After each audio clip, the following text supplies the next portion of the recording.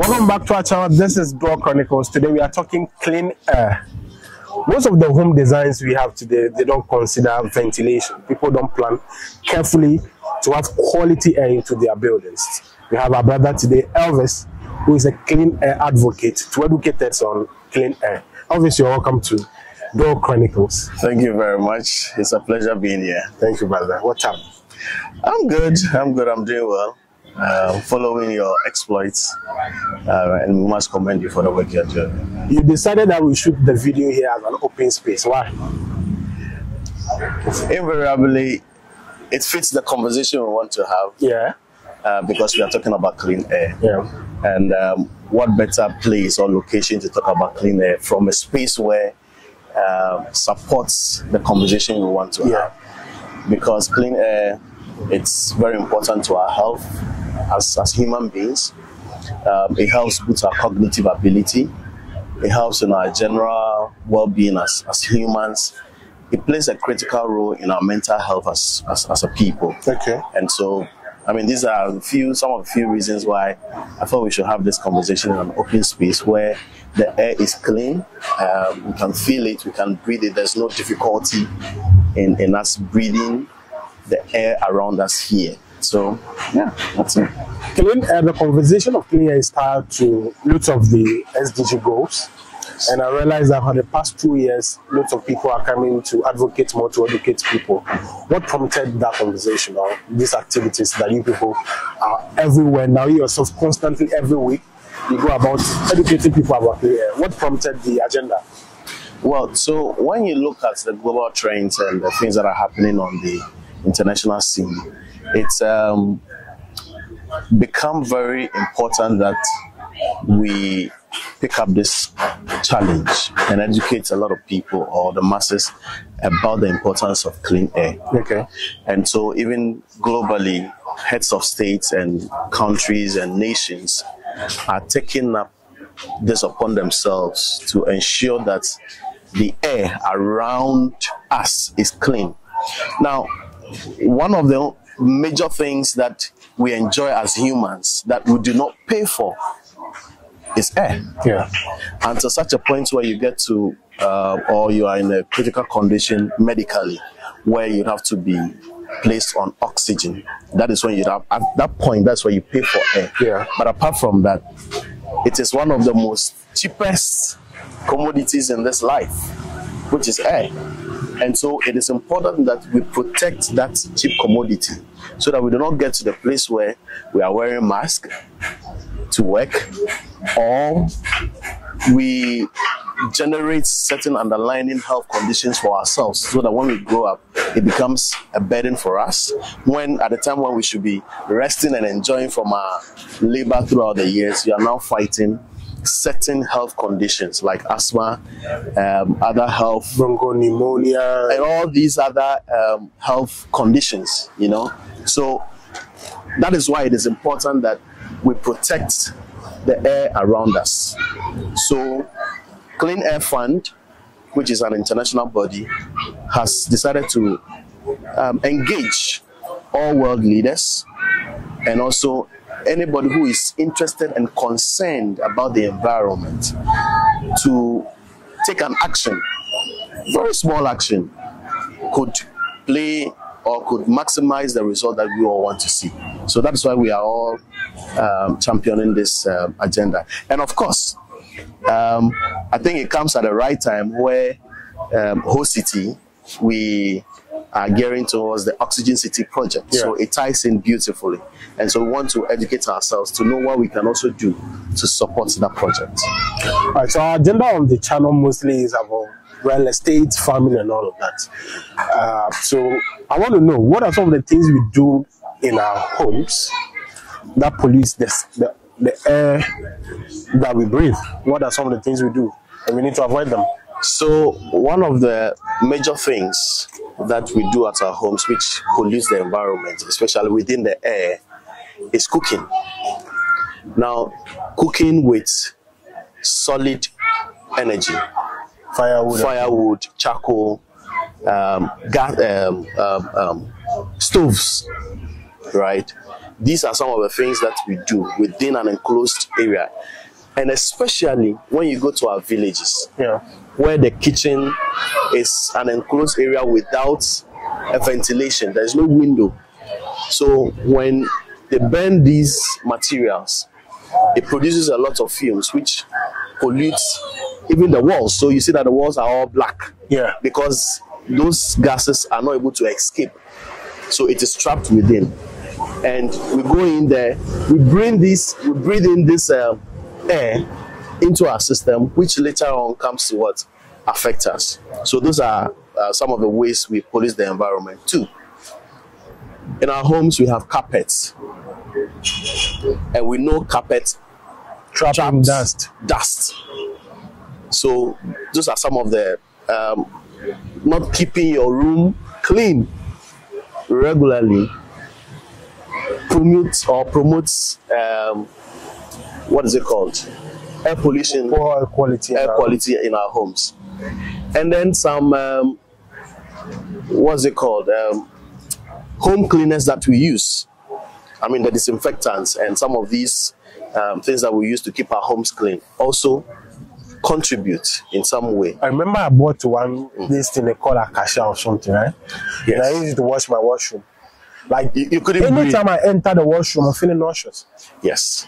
So which means at that moment, the reaction from that substance and water, it creates a certain gas. If the gas is not able to escape from that environment, it stays within there, and then you breathe that in, which would invariably cause you certain problems, especially for people who have underlying conditions. And so studies have shown that when COVID struck, a lot of people who were living in polluted environments were at higher risk of death, because the environment already is polluted. So they got COVID easily. And then once there is an underlying condition, it triggers a whole lot of chains of reactions, which ended up with people dying. So if I should understand, polluting the air in our house or in our rooms can even cause you some of these problems. Exactly. So you see, our air spaces, which takes in the air, has certain hairs on them, which is to trap some pollutants that goes in. Now, pollutants are measured in certain quantities. So the heavier they are able to go in quickly, right? So the best thing to do, right, is to make sure that the air around you each and every time is clean. At least protect yourself in that way, so that the particles that goes in the hair follicles within the airspace is able to trap them, and they don't go into your bloodstream to cause damage. I had a conversation with one brother, Jonathan, on this channel. We spoke about air conditioners. Yes. That we use in our rooms, and how some people are susceptible to it and it causes problems to us. Right. It means it falls within this conversation we're having now. Exactly. So you see, so the heating systems we have in our homes, the air conditioning systems we have in our homes, all of these contribute to air pollution. Why?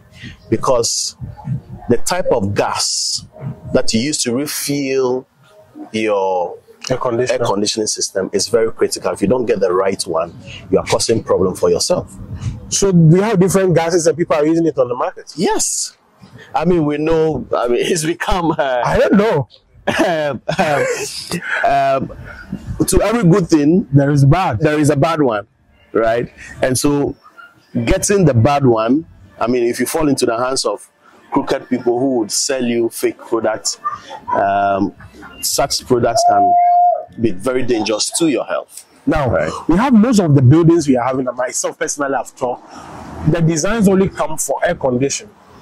We don't see buildings coming with big windows for natural air. What is the future like for us? People living in such homes are missing out. and are creating a sort of problem for themselves for the future. Now, someone asks, what role would this play in ensuring that the air around them is clean? You need windows, I mean large windows preferably, to bring in fresh air from the outside into the room, which helps take out the bad one from the environment within the room, right? And so if you have an apartment or a property where you have very small windows, it doesn't help ventilation a lot. You may think that, yes, I have the money to buy air condition. Yes, you may have the money, all right. If electricity tariff doesn't kill you, you're fine. You are fine. I mean, you can manage. But if you go and find a bad client who gives you a bad oxygen or a bad air to put in your condition, then you're also buying disease for yourself. So in brief, air conditioning is not too good for us. I wouldn't say that, because I mean it's good if you're able to get the right gas into it and also regularly maintain it. That is changing the filters, because it takes the air around the room and recirculates that, right? So it's now picking dirt from the environment into the system. A lot of the time when it's time for repairs, and then those who repair it come and they take out the filter, and they are washing it, you see that it's very dirty. And so if you don't maintain it regularly and you don't get the right gas, then that is when you would have a problem. I mean, if you have the money to buy it, why not? Please enjoy. We had conversations online, people talking about comparing the louver blades we have, the old designs, and also the new sliding doors we have now. Right. Which of them will you go for, and why? So for aesthetics, I mean, the new types of sliding windows, I mean, it looks beautiful. My pick, if I have the cost is different, but if I have the money to pay for any of them, I would go for sliding windows. However, it means I need to find someone who has the knowledge to be able to fit it in a way that will help me bring in a lot of air. Okay. Large window sizes, so that, I mean, there are ways that it can be fitted that it can be opened fully. Yes, and you cover with just a net. With a net, right? But the common ones we see where half of the window size is already blocked with one side of it is blocked, so the air coming in is not much. So if you have the money and you have the right people to technically fit it for you to bring in much air, go for sliding windows. But if not, I'll say let's stick with our louver blades, which are able to be opened enough to bring in a lot of outside air. Now, trees plays a major role in giving us quality air. Absolutely. But some houses we see today, first of all, the land is too expensive, so you want to maximize. Yes. So you get some quarter plot somewhere, and you are telling me I should go and plant mango tree somewhere again. Should you be concerned if you don't have a tree in your house? You should be concerned, because trees play a major role in cleaning the environment. Okay. They take in carbon dioxide, give us oxygen, and then give us oxygen. So, I mean, we have been reading this from way back that when the last tree dies, the last man dies. So it goes to show us that trees and plants play an important role in our lives. And again, they suck away the carbon dioxide from the atmosphere. So imagine that you are living in a building or in a property where there are no plants, there are no trees to help you regulate the air. For a very long period of time, you may be creating problems, I mean, health conditions for yourself. So it is very important that if you are developing your property, no matter the size, when you get the right architect and you explain what you want to them, they are able to design a space for you where at least, if it's not a tall tree, I mean, we have the royal palms, we have other flowering plants around. You can plant such in your home or in your space, which will help you clean the air. One thing I find very disturbing is that property owners are now concreting every space in their home. Yes, it's less expensive. It's less expensive. It may be less expensive. Will kill you, brother. It may be less expensive, but it also has its implications for the future. Yes. Right? So I'm not sure it is too difficult for you to find a nice spot of royal palm, or just something small, maybe 1 foot or something, just to green the space. Whatever little space you have, I would encourage people to rather green it. Plant some carpet grass. You know the funny one, we concrete the whole space. Then now we're going and fix that. Fix that. That's a shower. And then we're going to now buy plastic carpets. And come and lay on the concrete floor. Then now we go and buy plastic flowers and plants, and then come and put in the corners. I mean, you are constricting yourself with so many plastics. That is not helping your health condition. So if you're able to, I mean, put some pot of flower in your home somewhere, or you have a little space where you can plant some carpet grass or some few flowers, I would encourage people to do so. The back of your house, if you have space, you can plant a tree. It could be an ornamental tree, or it could be fruit, so that, I mean, serving two purposes. When the right season is up, you get some fruit from it. It also serves as windbreak for your home, property, and also helps clean the air around you. I would love to ask this. We have our homes, but there are things that can be done, let's say 10 kilometers away, that will affect the air you breathe in your house. Exactly. For example, the burning of rubbish, and then the scrap guys burning stuff.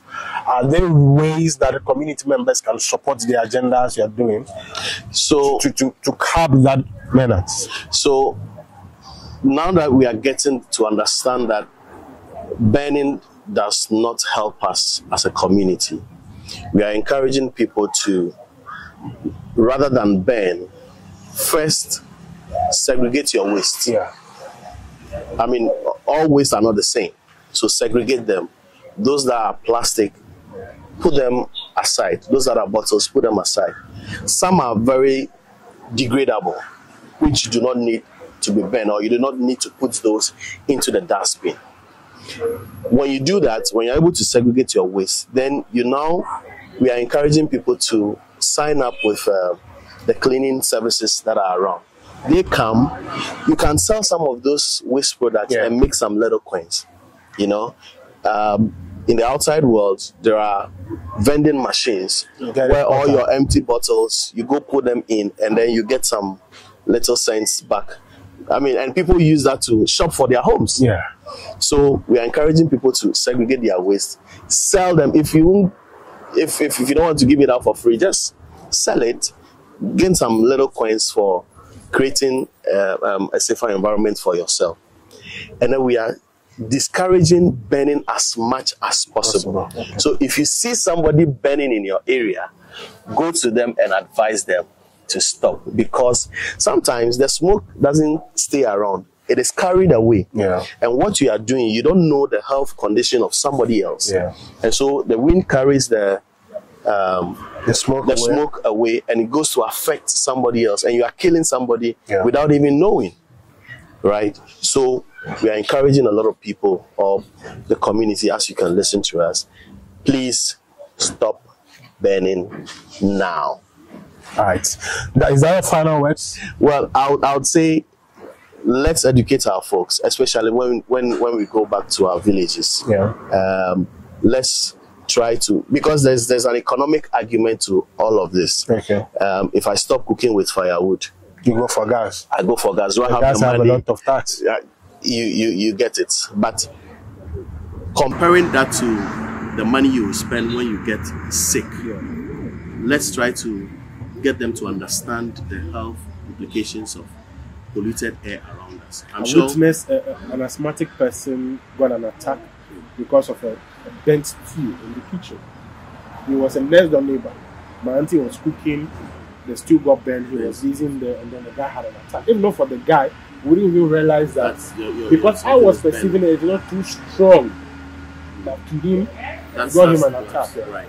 And if you hadn't noticed at the right time, that action would have ended his life. And so, as much as possible, let's be very critical about our environment. Let's do things. I mean, clean your room as often as possible. Your carpets, if you are using especially woolen carpets, please take them to the dry cleaners. Let them, take all the dust away from it. It helps you and it helps your environment. An interesting statistic from the World Health Organization points that in 2020, over 3 billion people died as a result of indoor pollution, indoor air pollution. And out of that 3 billion, 237,000 were children under the age of 5. Yeah. So look at the number of people we have lost, especially the children. Yeah. And polluted air has greater effect on children than the elderly, because the young ones, they are now growing and forming their lives, their lives and their system. So it has greater effects on them. Young people who could have grown to become solutions or could have preferred solutions to some of the serious problems we are having as a world, a continent, all of them are gone, all because we couldn't keep the air in our rooms or in our homes clean. So it is very important that we as community members, especially those in Ho, marginally Ho is clean. Yeah. And so let us do everything we can to protect the clean air we have in Ho. Do that in your homes, do that at your workplace, do that when you go back to the village. Let's educate our fathers and mothers in the villages so that we all can come together and then protect the environment. All right. Thank you for being part of today's episode. Clean air is a collective agenda. Do your part, I'll do my part, and then we have a safer space for ourselves. In our subsequent episode, we're going to talk more on the economic comparison on louver blades and that of the sliding windows. And I'm hoping to share a lot with you. We compare the importance and then, the good things about both of them, and then you decide on which of them you go for. But if you ask me today, a beautiful louver blade will do the job for you. This is Draw Chronicles. Please subscribe to our channel. Until next time, we'll see you. More to come.